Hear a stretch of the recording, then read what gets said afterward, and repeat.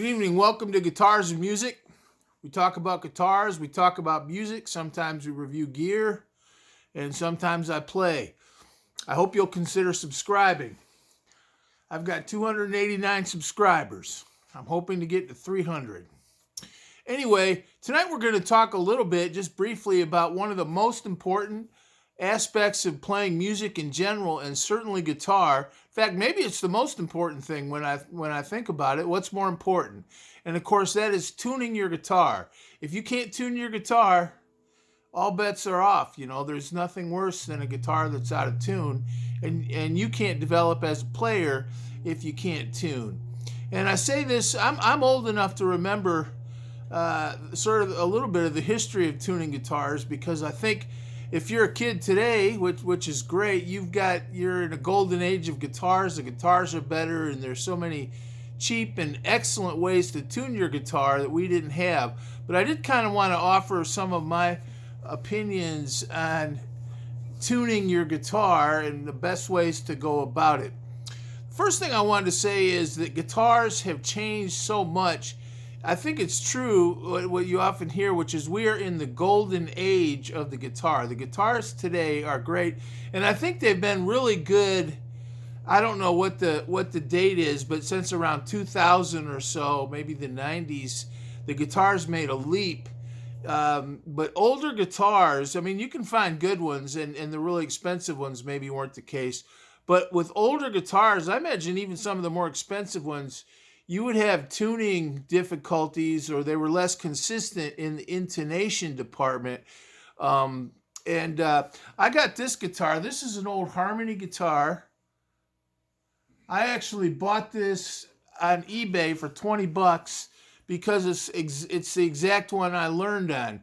Now, I played a guitar like this from the time I was in 6th grade till I was a senior in high school, and I actually got pretty good on the guitar on it.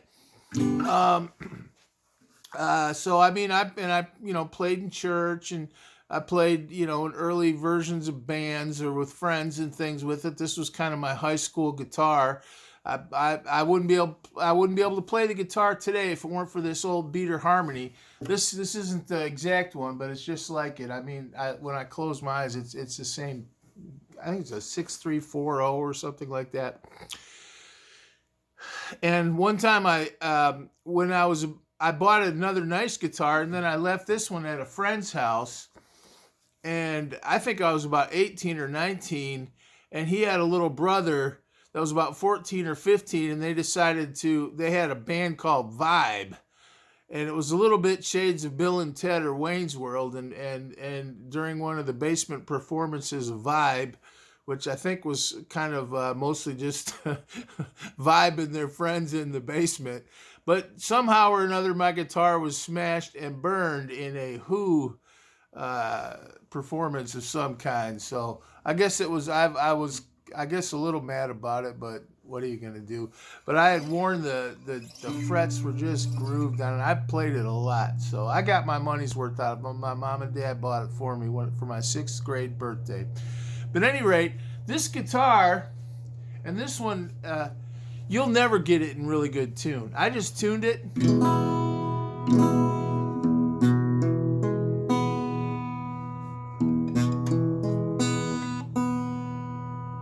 And I've got a headstock tuner on there. You will never get this guitar in good tune. And let me see, if you play E chord, then you play G chord, it's out.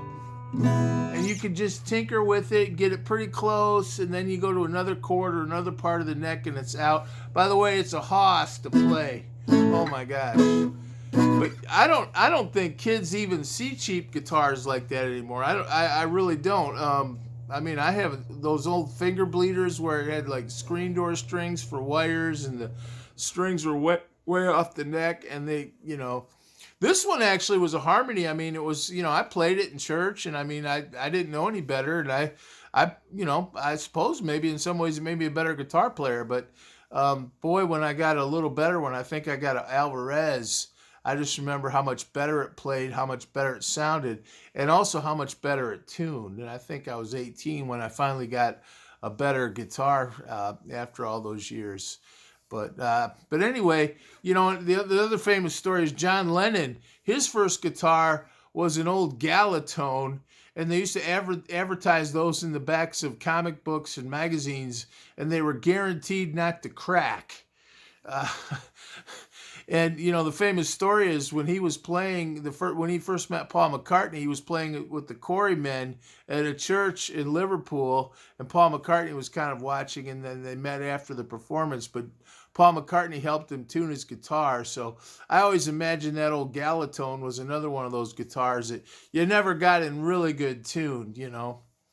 And back when I was learning to play, like I said, I'm older than I imagine some of you.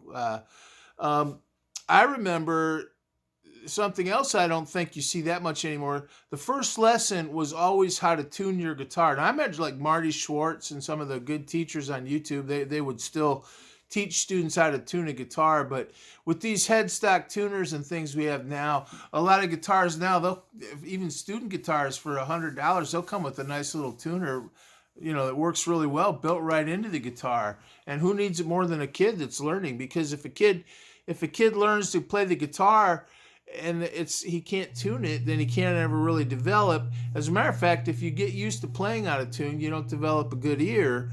So it's really important that you play in good tune. And once you hear good tune a lot, tuning, intonation, it kind of feeds on itself.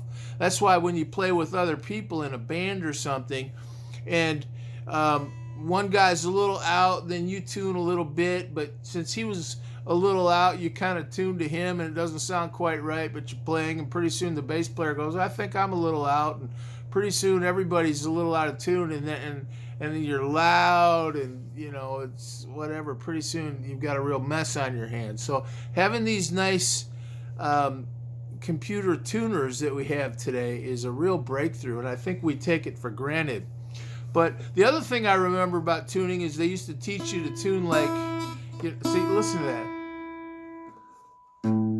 You go on the 5th fret of all these strings and play the 5th fret on one string against the open on the next one. And I used to tune like that.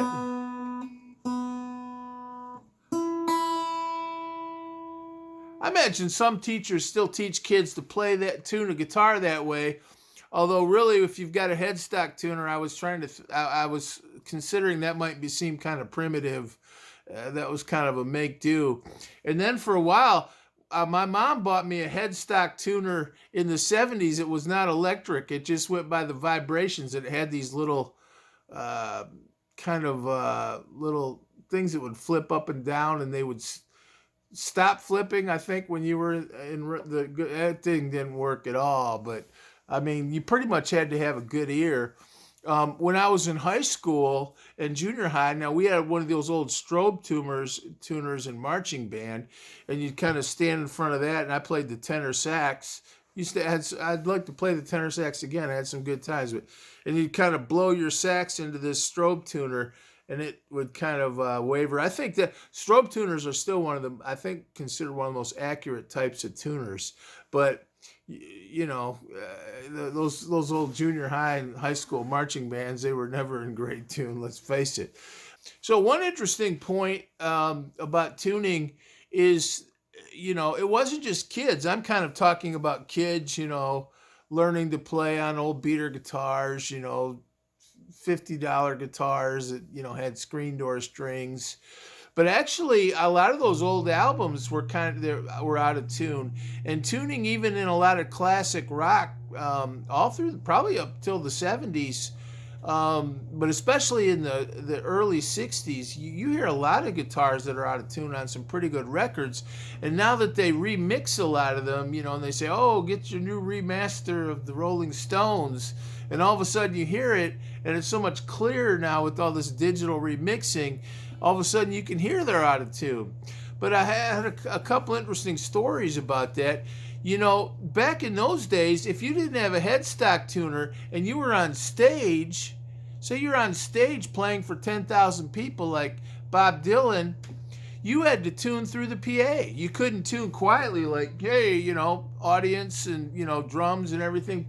Shut up while I tune, and put your ear down there. You had to tune through the PA. Can you imagine that? All the noise in the room. You're trying to tune through a PA. You're a little nervous. People are screaming, and then you think you get it in tune, but you kind of play a chord. Oh, not really. And maybe the other guy's tuning too, and he's a little out. So it wasn't just kids that didn't. There were kind of students. I mean, there's some famous stories from that period. Bob Dylan stood on a stage in Paris in 1966 and spent about 20 minutes tuning and got booed. Well, and probably the more he got booed, the more nervous he got, and it's hard to tune real, and you're all kind of jumpy. But think about that for a minute. You're tuning through a PA at stage volume, and you can hear it on those old records. Tuning was one of the things that broke up Derek and the Dominoes, because Eric Clapton was always tuning, and Jim Gordon used to get impatient with him. Of course, Jim Gordon came out of the studio, where I imagine they were always in really good tune, and Eric Clapton was as good as he was kind of a barroom type player in some ways, but he would tune, and the same with Duane Allman. They were always in there fussing with their tuning. They were never dead on. I get that. And one day Jim Gordon, he spent like 8 hours tuning his drums and setting up his drums. I guess he and Eric Clapton didn't get along too well. Jim Gordon was the drummer of Derek and the Dominoes. And then Eric Clapton was having a little trouble tuning.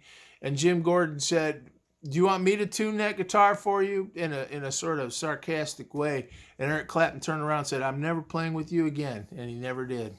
I guess at least not in the same room. They were overdubbed together on a few final things, but that was about it. So, but tuning was a big deal. Jimi Hendrix used to have trouble tuning, and he had a whammy bar. Paul McCartney said he came out 2 days after Sgt. Pepper's Lonely Hearts Club Band came out. Jimi Hendrix covered the tune. Of course, his cover was maybe sing, 20 years ago today, Sgt. Pepper told the band to play, maybe sing a few lines, and then about a 20-minute solo. And he was just whammy barring that thing. And Clapton and Paul McCartney was in the audience, so he was, on his A game. But Paul McCartney said it was really good, but he threw his guitar out of tune. And in those days, that was a big deal. You threw your guitar out of tune. It was hard to stand there in front of a crowd. You had to retune it through the stage PA. So just think how much we take for granted. So the Beatles, they would all tune up before the show and try to get in good tune. Now, if you listen to those old Beatles records, they're live. I doubt they're in perfect tune on every one of those old live albums. They're pretty good. The Beatles were a good live band, and they're pretty professional for their time too, obviously. But I've had a couple different kinds of tuners. Then when I was about 18, they started coming out with these sort of tabletop tuners. Now I've got one, I think this is from the 80s. You can still buy these. They actually work pretty well. One of these types of tuners.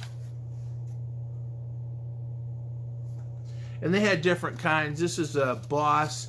But when I played in a band back in around the age of 20, and we were called Vesuvius. We played all over Detroit. There was a little bit of Wayne's World, Bill and Ted, but we were actually okay. Could have made some changes, been a lot better. But anyway, we had a good time. But the bass player, he bought one of these Korg tables. He kind of set it on his amp, and everybody could go over there and tune. And it was kind of something like this. It had lights on it. This has a dial that goes back and forth, but this one had lights on it. But even back then, this was probably about 80, 81, it was hard to get in really good tune, and I think that was because, at least the guitars I was playing, I used to never feel like I could just relax and play, especially like nice full six note chords, like G chords. I mean, once in a while I'd catch it, but that guitar I was always fussing with the tuning. And today, with my guitars and these headstock tuners, I usually, if I get it in good tune, I usually feel like I can just relax and play, and it's so nice. But these headstock tuners came out. The first headstock tuner I ever had, I think I still have one around. but I couldn't find it. But it was $100 for one of these IntelliTouch tuners, and it was basically a headstock tuner. It was kind of like a Snark, but it was an early version of and this is probably around 2005, and I was playing in bluegrass, and I bought one. It was $100, and it was a game changer. I just remember being able to tune, with the headstock, the PAs going and everything. But that was $100. It always reminds me of calculators. I remember when calculators first came out, I was a little kid, but they were expensive, even just for a basic one, not some fancy drafting calculator or something, but just for a basic, arithmetic calculator. They were expensive. And today, though, they give those things away, you have one all the time. Your cell phones just come on everything. That's kind of like tuners. I think they're getting to be almost just cheaper and better. But I have a couple headstock tuners, the Snark. And I guess just think about how much we take those for granted. But that IntelliTouch tuner that I bought it in around 2005 was almost $100. I think it was about $80. And you know what? I do remember, I don't think it was that accurate either. I mean, like, especially on the bass strings for some reason, I seem to remember it never would tune up those bass strings that well. But it was better, certainly better than, especially if everybody had one. That was the other thing about tuning back in the day, is you'd get in tune with yourself and it would sound fine. But if you're playing with someone else, he's got to be dead on 440 with you, and same with the bass player or whatever. So when everybody's on the same page with a nice tuner, it makes a big difference, especially when you're live in front of people. You can't be standing up there tuning for 20 minutes, like Bob Dylan did. It's kind of a funny Dylan story, just sort of nonchalantly stood up there and tuned his guitar for 20 minutes at loud, it'd be loud through the PA. This was electric Dylan, at, stage volume, for 20 minutes, and he started getting booed. But if you think about it, if you're out of tune, you can't play, and how else are you going to get in tune? And you get nervous, and you got to just go by ear, Now, the other thing, of course, we have today are pedal tuners. I use this as my pedal board. I prefer this in some ways, but I don't think it's as good. Those headstock tuners are actually quite good. And what is this? Maybe, I think you can get one of these for 15 or 20 bucks. I always think they're about as much as a good pack of strings or elixirs, At least some of them. Some of them are a little fancier. Here's the thing about these, though. These, to me, are like strings in another way, too. They're almost disposable like strings. I mean, I go through these all the time. I have them all over the house. I'll pick them up and the battery's out. I maybe left it on. It's my fault, whatever. So I never feel they're as good as, I think they're great. They're a game changer. Having these, it's the best way to tune your guitar in a lot of ways. And yet at the same time, I'm always thinking, you go in some place and it doesn't work, or you lose it because it's so little and you can't find it, or the battery doesn't work on it. So I like to have one of these around somewhere. But I also, I have a pedal board, and one of the slots in my pedal board is a pedal tuner. And I don't think that pedal tuner is necessarily better than these. The only thing about these is I buy them like strings or picks. I keep them around, and I figure, you use them a while, and at some point in the near future, you're going to need another one. So, and thank goodness I don't think they're all that expensive. But it's not like you buy one of these and you have it for 10 years. So to me, they're sort of a disposable, consumable product like guitar strings, or it's not like a capo. They're about as much as a capo, but capo you can have around for quite a long time. And these, to me, the battery always goes out. Or they break. But when you get a nice new one, and the first while you use it, it's good. So I just wanted to share those thoughts, but especially for some of you younger people that you play great guitars, And around 2000 or so, I don't know what the exact dates are, maybe even in the 80s, but I think around 2000, I often hear they started coming out with some really good guitars. They use computers and lasers to cut the neck, CNC and laser cutting.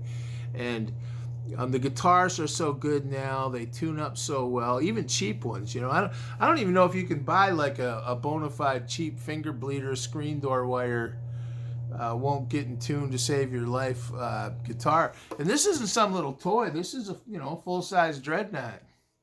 It's got plywood.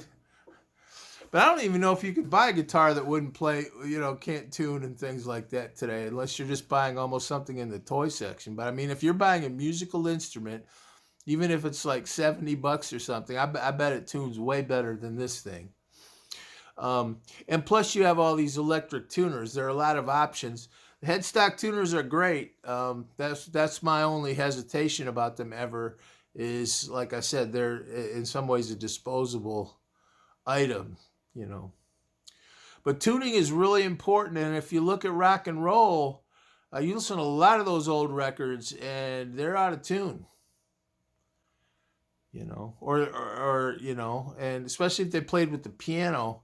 I think it's kind of funny. I don't want to, a lot of my favorite ones were the sort of young rock and roll stars, the Stones, Clapton, Cream. They're often the ones that were out of tune, though. The Allman Brothers, you'll hear it.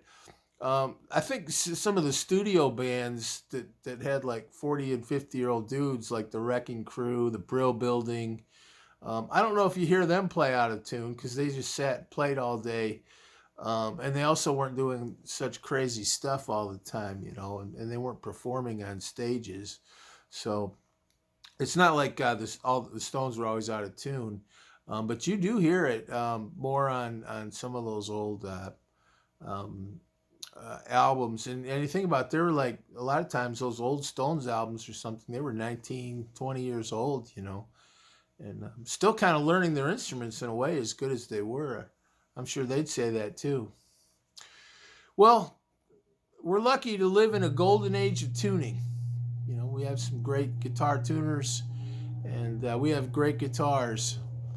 And well, God bless you. I hope you'll consider subscribing. Thank you.